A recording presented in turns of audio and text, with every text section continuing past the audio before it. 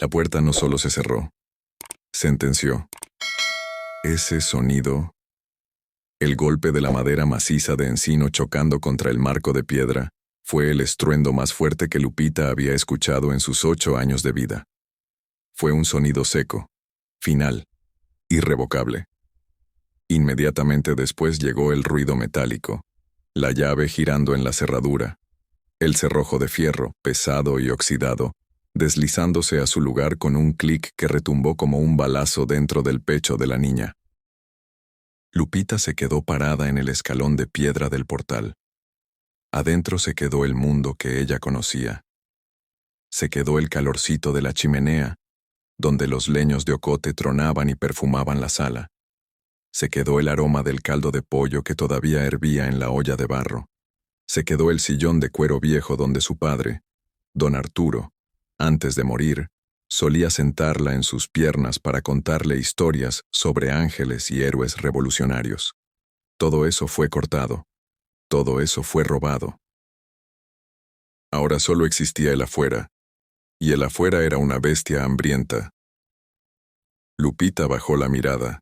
Sus pies, metidos en unas botas viejas que pertenecieron a un primo lejano, ya se hundían en la capa de nieve que cubría la entrada. El frío de la sierra no esperó. No pidió permiso. No tuvo piedad. Como una bestia invisible hecha de aire y hielo, el viento nocturno se le echó encima. Primero, le atacó la cara. La piel de sus mejillas, que segundos atrás estaba colorada por el calor de la casa, recibió el choque térmico como una cachetada helada. Ardió. Quemó. Parecía que cientos de agujas invisibles le estuvieran picando los poros al mismo tiempo. Intentó jalar aire, pero el aire era sólido, helado. Cuando el oxígeno entró en su nariz, le congeló hasta los pensamientos. Bajó rasgando la garganta como si hubiera tragado vidrio molido. Lupita tosió. Una tos seca, asustada. El vapor de su respiración formó una nube blanca frente a sus ojos, la única prueba de que seguía viva en ese escenario muerto. Pero sus manos no estaban vacías. Contra su pecho, apretado con una fuerza que sus bracitos flacos no deberían tener, estaba él. El diario. La pasta de cuero rojo estaba gastada en las orillas. Olía a tabaco viejo y a lavanda, el olor mezclado de su padre y de su madre. El cuero estaba helado contra sus dedos, pero Lupita lo agarraba como si fuera una brasa caliente. Era lo único que le quedaba. No había ropa extra. No había comida. No había dinero. Solo aquel libro cerrado con un candado dorado, chiquito, pero impenetrable. Un candado que guardaba secretos que ella ni se imaginaba, pero que su madre le juró, en su lecho de muerte, que eran la llave de su libertad. Nunca lo pierdas, Lupita. Nunca lo abras antes de tiempo. La voz de su madre resonó en su mente, compitiendo con el aullido del viento. De repente, un movimiento en la ventana junto a la puerta llamó su atención. La cortina de terciopelo verde se movió. La luz amarilla y cálida de las velas recortó una silueta negra contra el vidrio empañado. La madrastra. Doña Bernarda. La mujer que había entrado en la vida de don Arturo con sonrisas dulces y promesas, ahora se revelaba como el verdugo. Lupita vio a través del vidrio la cara de esa mujer. No parecía triste, no parecía arrepentida. Sostenía una copa de vino tinto. El líquido rojo se mecía suavemente, seguro y caliente, mientras la dueña de la casa sonreía. Era una sonrisa de triunfo. La sonrisa de quien al fin se deshizo del último estorbo para quedarse con la fortuna de la familia. La acusación había sido vil, baja. «¡Ratera!», le había gritado la madrastra minutos antes, aventando un collar de perlas falso bajo la almohada de Lupita, solo para encontrarlo enseguida. «En esta hacienda no viven criminales. Lárgate, vete a vivir con las ratas, que ese es tu lugar». Las palabras todavía zumbaban en el oído de la niña, más dolorosas que el viento. Lupita dio un paso hacia la puerta. Su mano pequeña, temblando violentamente de frío y miedo, Se levantó para golpear la madera. Quería gritar. «Yo no robé nada. Por favor, mi papá no hubiera querido esto. Hace frío. Me voy a morir». Pero la voz no salió. El miedo le trabó la garganta, y entonces escuchó la voz ahogada que venía de adentro, atravesando la madera y el vidrio. «Si escucho un solo ruido allá afuera, suelto a los perros». Lupita se paralizó. Los perros. 3 mastines enormes, entrenados para proteger el rancho de lobos y coyotes. Ellos no distinguirían a una niña de 8 años de un ladrón en la oscuridad. Bajó la mano. El terror a ser destrozada superó al terror de congelarse. Tenía que irse de ahí. Lupita se giró hacia la noche. Frente a ella, la escalera del portal bajaba hacia el patio, y más allá, el camino de tierra desaparecía en la oscuridad absoluta de la sierra. No había luna esa noche. Las nubes de tormenta se habían tragado el cielo, borrando las estrellas, borrando la esperanza. La única luz venía de la casa que la corría, proyectando la sombra larga y torcida de Lupita sobre la nieve blanca. Se miró los pies otra vez. Cada segundo quieta, el frío penetraba una capa más de ropa. El rebozo de lana, lleno de remiendos, ya estaba húmedo por la nieve que caía. El vestido de algodón delgado no servía de nada contra la temperatura bajo cero. Sintió que los dedos de los pies le empezaban a hormiguear. Un aviso silencioso del cuerpo. Muévete o muérete. Lupita apretó el diario con más fuerza, sintiendo el borde duro del libro presionar sus costillas. «Papá», susurró. «¿Dónde estás?» Nadie respondió. Solo el viento silbó entre las ramas secas de los encinos viejos que rodeaban la propiedad. Los árboles parecían esqueletos gigantes con brazos largos y negros, haciéndole señas, mandándola lejos. Dio el primer paso fuera de la protección del techo. La nieve le cayó directo en la cabeza. Copos gordos, pesados y húmedos. Se le pegaron en las pestañas, se derritieron en su frente, escurriendo como lágrimas heladas por su cara. El suelo, cubierto por 30 centímetros de nieve fofa, cedió bajo su peso. Croc. El sonido de la bota rompiendo la costra de hielo fue solitario. Tuvo que levantar la pierna alto para dar el segundo paso. La nieve entró por la parte de arriba de la bota, tocando la piel de su espinilla. El choque fue tan intenso que soltó un gemido. Pero no podía parar. Si paraba ahí, los perros la agarrarían. Si paraba ahí, la visión de esa ventana iluminada la mataría de tristeza antes de que el frío matara su cuerpo. Tenía que llegar al camino real. Tal vez alguien pasara. Tal vez un vecino. Tal vez la Virgencita mandara un ángel, paso a paso. Una lucha contra la gravedad, una lucha contra el invierno. La casona se fue quedando atrás. La luz de la ventana se fue haciendo chiquita, volviéndose un punto amarillo lejano, hasta que la curva del camino y los pinos altos la escondieron por completo. Ahora era solo Lupita. Lupita, la oscuridad y el silencio mortal del bosque. El mundo se había vuelto un lugar inmenso, vacío y terriblemente blanco, y ella era apenas un puntito intentando cruzarlo. El regreso a la vida no empezó por la vista, empezó por el olfato. Antes de abrir los ojos, Lupita sintió el olor. Era un olor complejo, a tierra ya antiguo. Olor a ocote quemándose. Olor a manteca derritiéndose. Olor a fierro frío y aceite. Intentó respirar hondo, y por primera vez en horas, el aire no le cortó los pulmones. El aire estaba tibio, seco. Lupita abrió los ojos. La primera cosa que vio no fue el cielo blanco y cruel, ni la oscuridad del camino.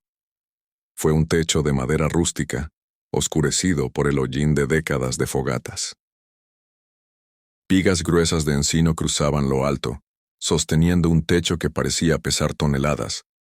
Intentó moverse. Y entonces, el dolor, no el dolor del frío, que duerme, sino el dolor del calor, que despierta. Sus pies y sus manos, que estaban blancos y muertos allá afuera, ahora estaban rojos e hinchados frente al fuego. La sangre estaba regresando a las venas, y la sangre cuando regresa es como ácido.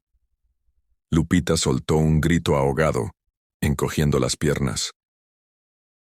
Parecía que miles de hormigas de fuego le estuvieran caminando bajo la piel, mordiendo cada nervio. La sensación de hormigueo era tan intensa que le dieron náuseas. «No te talles», ordenó una voz grave. Lupita se congeló, no de frío, sino de miedo. Giró la cabeza rápido, ignorando el mareo. Sentado en un banco de madera maciza, del otro lado de la chimenea, estaba el gigante. Sin el abrigo de piel de oso y el sombrero, parecía un poco más humano, pero no menos aterrador. Traía una camisa de franela manchada de hollín y un delantal de cuero grueso. Sus brazos eran troncos de árbol, cubiertos de cicatrices de quemaduras. Estaba limpiando el diario rojo con un trapo seco, con una delicadeza que no combinaba con esas manos de mazo. El perro, Sombra, estaba echado a sus pies, y levantó la cabeza al ver a Lupita moverse, golpeando la cola en el suelo de madera. Tum, tum, tum. ¿De dónde estoy? La voz de Lupita salió rasposa, débil. En el lugar donde viene a parar la gente que el pueblo olvidó, respondió el hombre sin mirarla. Soy Don Goyo, el herrero. Don Goyo se levantó. La cabaña pareció encogerse con su altura. Fue hasta la estufa de leña, donde una olla de fierro negro burbujeaba, soltando un vapor espeso y aromático. Agarró un jarrito de barro despostillado. Metió el cucharón en la olla. El olor que inundó la pequeña cabaña hizo que la panza de Lupita rugiera. Un sonido fuerte, doloroso, que la hizo sonrojarse de vergüenza. Don Goyo no se rió. Se acercó y se arrodilló a su lado. Tómale. Despacito. Si bebes rápido, lo vas a vomitar. Lupita intentó agarrar el jarrito, pero sus manos temblaban tanto que casi tira el líquido precioso. Las manos grandes de Don Goyo envolvieron las manitas de ella, estabilizando el barro. Las manos de él eran calientes, callosas, rasposas como lija, pero firmes como roca. Ella acercó el borde del jarrito a su boca. El vapor húmedo le tocó la nariz, descongestionándola.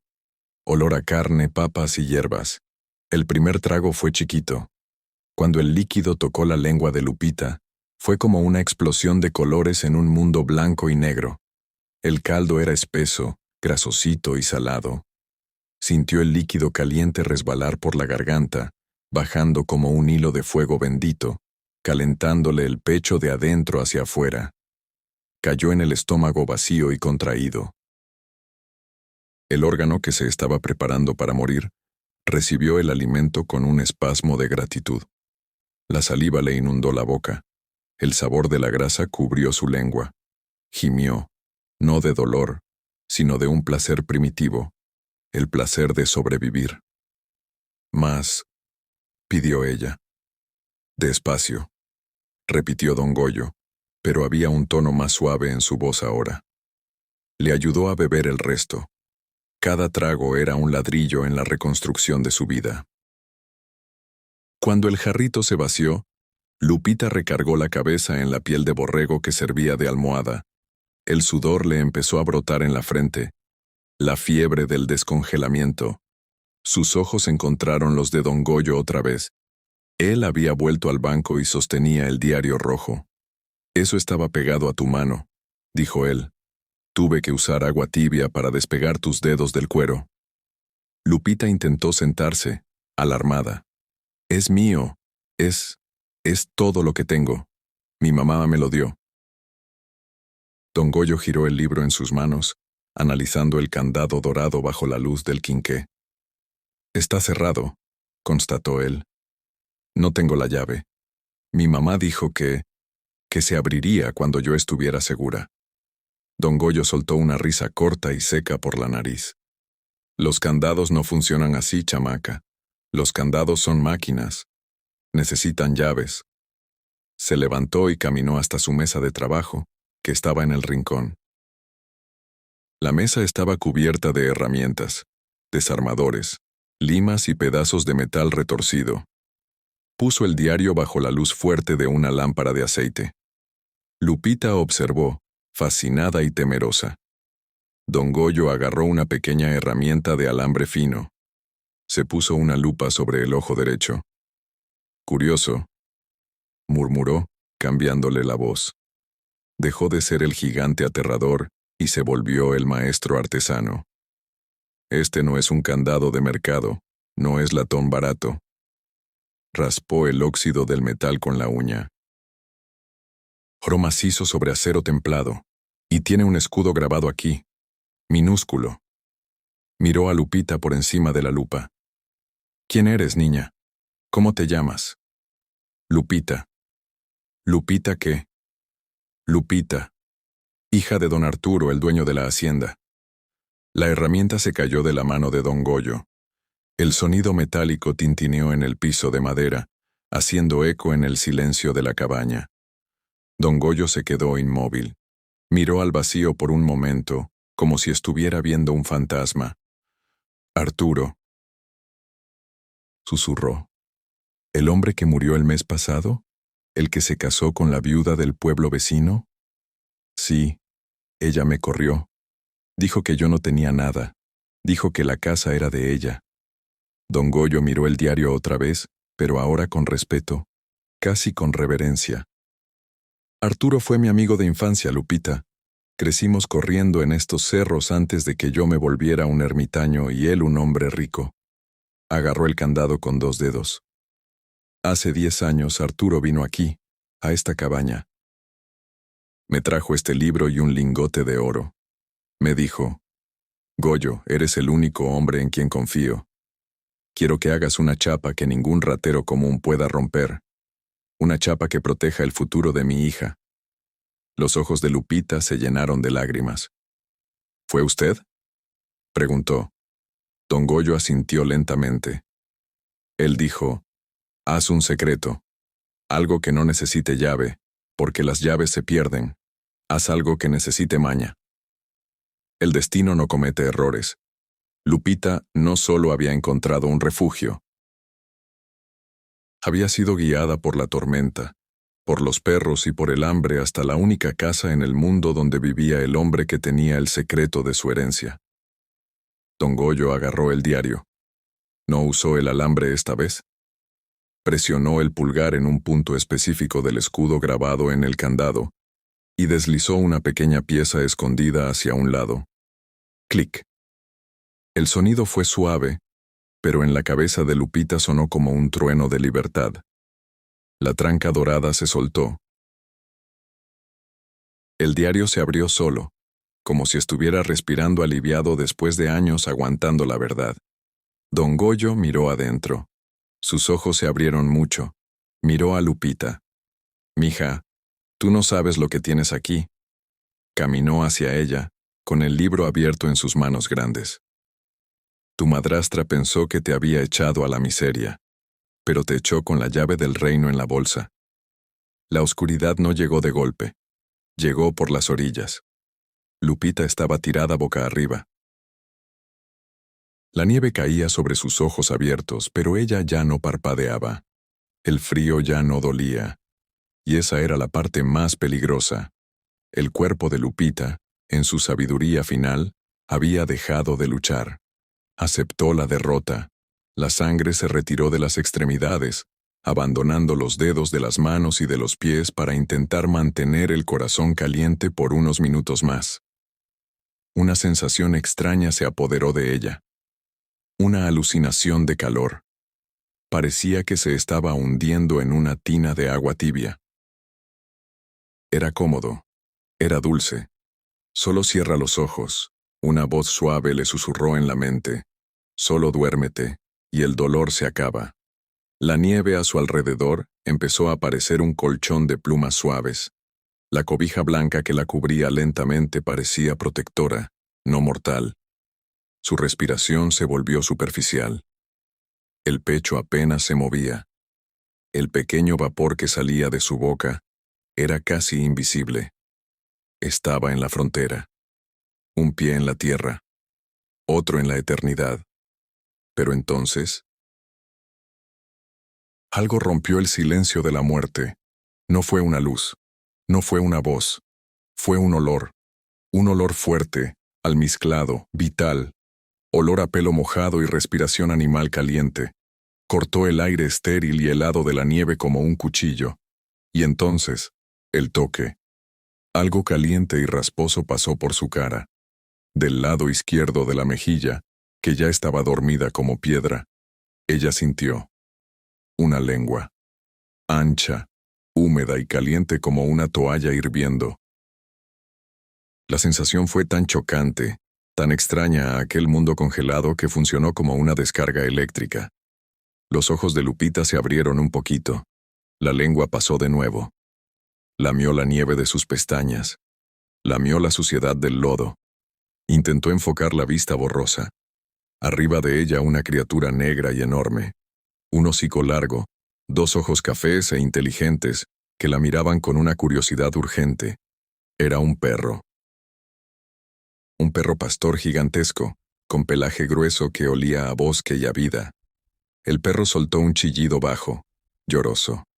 Él sabía lo que era la muerte. Ya la había visto antes, y estaba intentando alejarla de esa niña.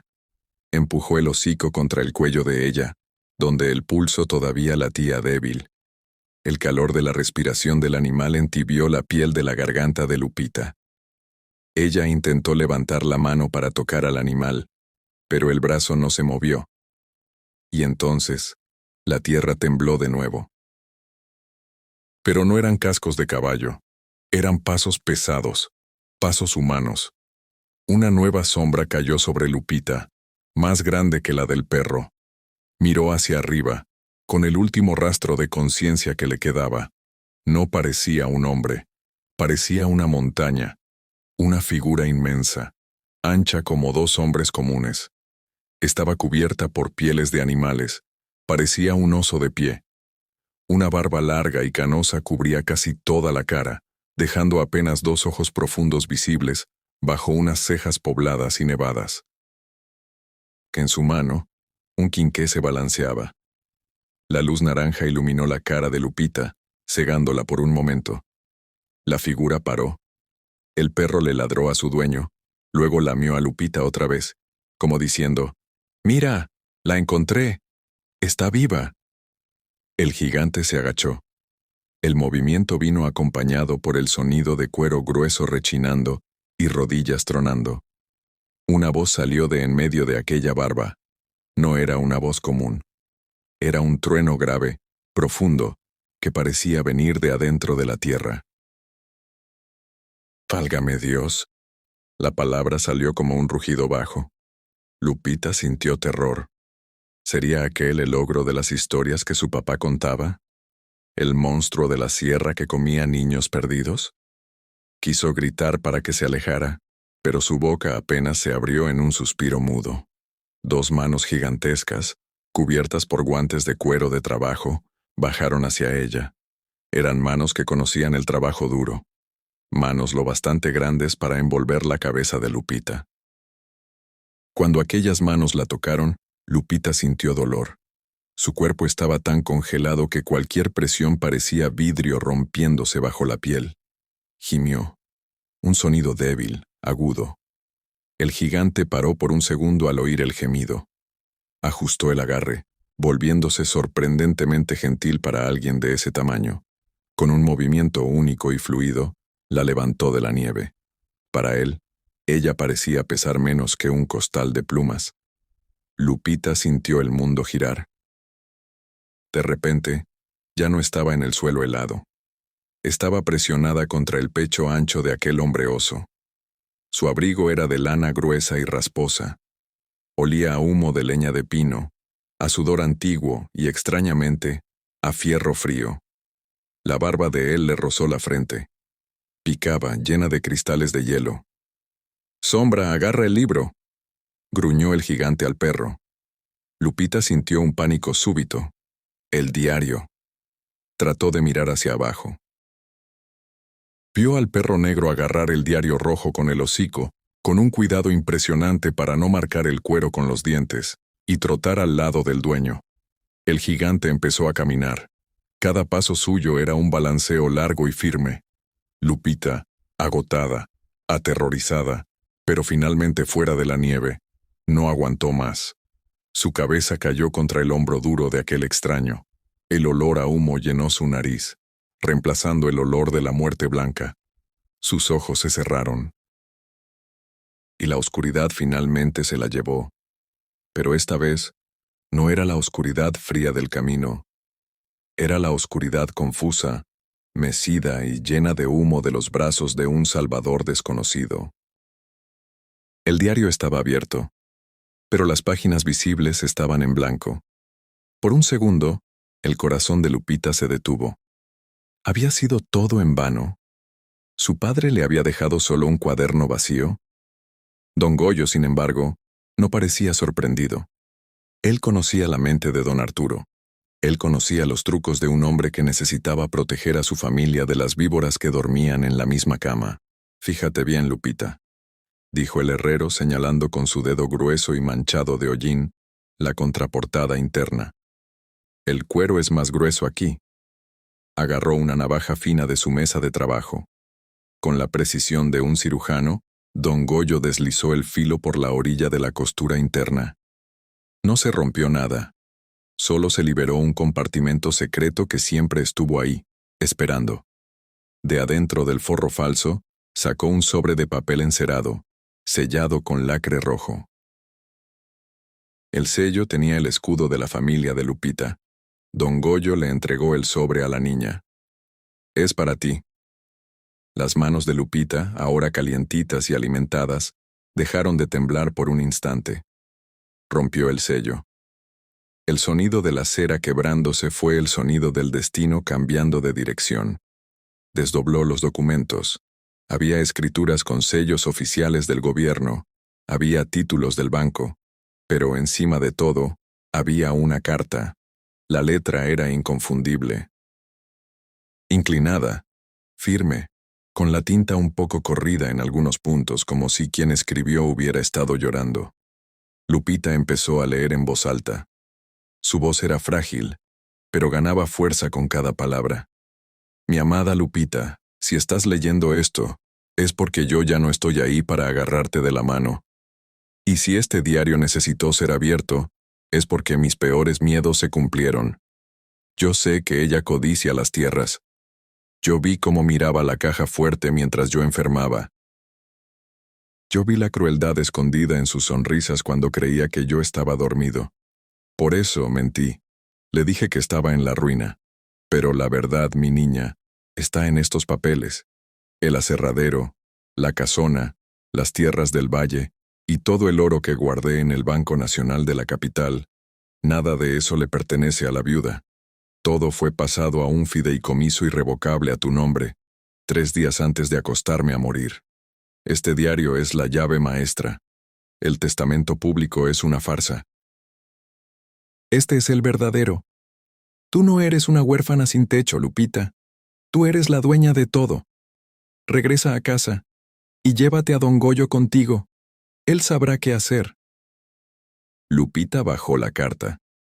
El olor del papel viejo se mezcló con el olor a lavanda que salía de la tinta. La loción favorita de su papá. No lloró de tristeza, lloró de alivio. El alivio físico de saber que no fue abandonada. El alivio de saber que su padre la amó lo suficiente para planear su salvación más allá de la tumba. Don Goyo se limpió una lágrima que corría por su barba canosa. Tu padre fue un hombre bueno, dijo él con la voz quebrada, y un hombre listo. Se levantó. La expresión en su cara cambió. La tristeza le dio paso a una determinación de fierro. ¿Puedes caminar, chamaca? Lupita asintió. Sí. Entonces descansa, porque mañana vamos a hacer una visita. El sol de la mañana siguiente no pidió perdón por la tormenta de la noche anterior. Salió brillante, rebotando en la nieve blanca y cegando los ojos, pero Lupita ya no estaba sola en el camino. Don Goyo enganchó su carreta.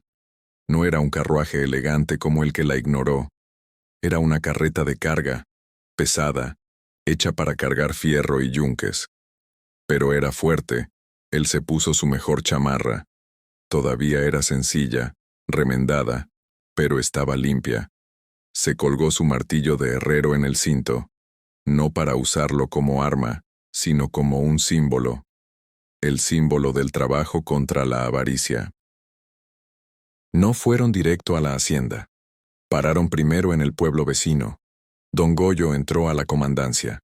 Salió de ahí 20 minutos después, acompañado por el comandante de la policía rural y 2 oficiales. La comitiva de la justicia se formó. Cuando la carreta de Don Goyo, seguida por los caballos de la policía, entró al patio de la antigua casa de Lupita, la escena era indignante. La madrastra estaba en el portal.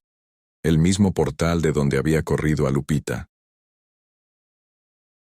Estaba supervisando a 2 peones que sacaban los muebles de madera fina para afuera. Estaba vendiendo todo. Quería convertir la herencia en dinero rápido y desaparecer. Al ver la carreta vieja del herrero, bajó los escalones, furiosa. Su vestido de seda contrastaba con la sencillez rústica de Don Goyo. «¿Qué hace ese viejo mugroso en mi propiedad?», gritó con su voz chillona cortando el aire helado. «Lárguese de aquí antes de que mande disparar». Don Goyo jaló las riendas. La carreta se detuvo. Se bajó despacio. Su bota golpeó la nieve con peso. Cruzó sus brazos enormes sobre el pecho. «¿Su propiedad?», preguntó, con una calma aterradora. «Claro que es mía. Mi marido se murió y me dejó todo. ¿Y quién es esa pordiosera en la carreta?». Don Goyo se giró y extendió la mano hacia la carreta. Lupita se levantó. Todavía traía el vestido viejo, ahora limpio, y estaba envuelta en una piel de borrego.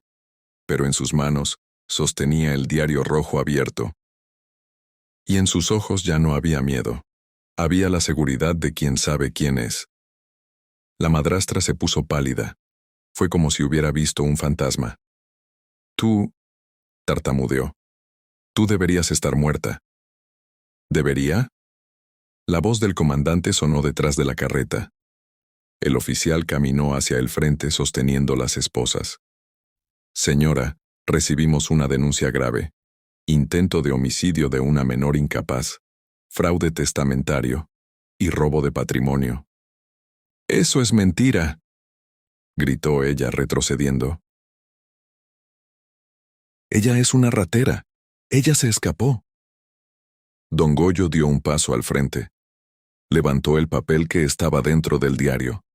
«La única ratera aquí es usted. Y este documento, firmado por la mano de don Arturo y sellado con el escudo que yo mismo grabé, prueba que esta casa, este suelo y hasta el aire que usted respira aquí, le pertenecen a Lupita». El silencio que siguió fue pesado. Los vecinos que habían venido a ver el alboroto empezaron a murmurar. Los cargadores soltaron los muebles en la nieve. La verdad tiene un peso que la mentira no aguanta cargar. La madrastra miró a los lados, buscando una salida. No había. El comandante hizo una señal. Los oficiales avanzaron. El sonido de las esposas cerrándose en las muñecas de esa mujer fue el sonido más satisfactorio que Lupita había escuchado. No por venganza, sino por justicia. Mientras se llevaban a la madrastra, gritando groserías y siendo arrastrada a la patrulla, Lupita no la miró. No desperdició sus ojos con quien no lo merecía. Miró hacia la casa. El humo salía de la chimenea. Lupita bajó de la carreta. Sus pies tocaron la nieve del patio, pero esta vez, la nieve no se sentía fría. Se sentía como el suelo de su casa. Caminó hacia don Goyo, que estaba parado incómodo, listo para irse. Ella agarró la mano gigantesca y callosa de él. «¿A dónde va?», preguntó. «De vuelta a mi cabaña, mija. Mi trabajo terminó». «No», dijo Lupita, firme. «El aserradero necesita un capataz honesto. La casa es muy grande para una niña sola. Y yo necesito un abuelo. El viejo herrero, El hombre de fierro y hielo, que no lloraba desde que era niño, sintió que los ojos se le desbordaban. Apretó la manita de ella. Sombra, llamó al perro. Vámonos para adentro. Estamos en casa. Lupita creció. Bajo su administración y con la ayuda de don Goyo, el aserradero prosperó como nunca. El pueblo alrededor floreció. Se volvió conocida no como la niña rica del molino, sino como la señora de la puerta abierta. Dicen que en noches de tormenta, la chimenea de la casa de Lupita nunca se apaga, y la puerta nunca se cierra para quien necesita refugio. El diario rojo se quedó expuesto en una vitrina de cristal en la sala principal, abierto eternamente en la página de la carta de su padre. La historia de Lupita nos deja una lección que resuena a través del tiempo. El mal puede tener la fuerza del viento. Puede tener el frío de la nieve. Puede parecer que ganó cuando nos cierra la puerta en la cara y nos tira a la oscuridad del camino. Pero Dios es el gran herrero. Él trabaja en silencio. Él prepara las herramientas. A veces, Él permite que seamos expulsados de la comodidad para que podamos encontrar nuestro verdadero destino. Si Lupita no hubiera sido expulsada, nunca habría encontrado a don Goyo. Nunca habría descubierto la fuerza que tenía. Y el testamento verdadero jamás se habría abierto. Lo que la madrastra planeó para la muerte de Lupita, Dios lo usó como el mapa para su tesoro. Tal vez tú, que me escuchas ahora, te sientas en la nieve. Tal vez la puerta te golpeó en la cara. Tal vez el frío te esté doliendo. Pero no sueltes tu diario. No sueltes tu fe. Sigue caminando, porque ahí adelantito, en la curva del camino, existe una cabaña. Existe un refugio. Y existe una justicia que no falla, no tarda y no se equivoca de dirección. Tu victoria está llegando. Y será mucho más bonita de lo que te imaginas. Si esta historia tocó tu alma, si lograste sentir el frío de la nieve y el calor de la justicia, no te vayas sin suscribirte al canal. Aquí somos una familia que cree que los finales felices no son solo cuentos de hadas, son promesas de Dios. Deja tu me gusta para que este mensaje llegue a más corazones que necesitan esperanza hoy. Y comenta aquí abajo con toda tu fe: mi socorro viene de lo alto. Un fuerte abrazo, queden con Dios, y hasta la próxima historia.